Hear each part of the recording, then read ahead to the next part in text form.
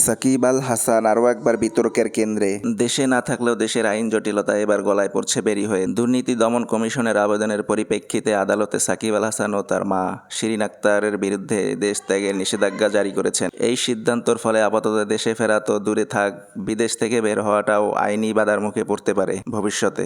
মূল অভিযোগ ঘিরে রয়েছে people's leasing and financial service limited জালিয়াতির মাধ্যমে অর্থ আত্মসাতের একটি তদন্ত। দুর্নীতি দমন কমিশন মনে করছে মামলার তদন্ত চলাকালীন সাকিব বা তার মা দেশ ত্যাগ করলে তা মামলার অগ্রগতিকে বাধাগ্রস্ত করতে পারে, তাই এই নিষেধাজ্ঞা। এদিকে সাকিব এখন দেশের বাইরে অবস্থান করছেন, ফলে দেশে ফেরার সম্ভাবনা অনেকটাই অনিশ্চিত হয়ে পড়েছে।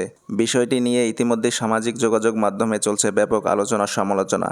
ক্রিকেটার হিসেবে দেশের গর্ব হলেও বিতর্কের মধ্যে জড়িয়ে পড়ায় অনেকেই প্রশ্ন তুলছেন, জাতীয় প্রতিভা আর জাতীয় দায়িত্ববোধ কি এক জায়গায় দাঁড়িয়ে আছে?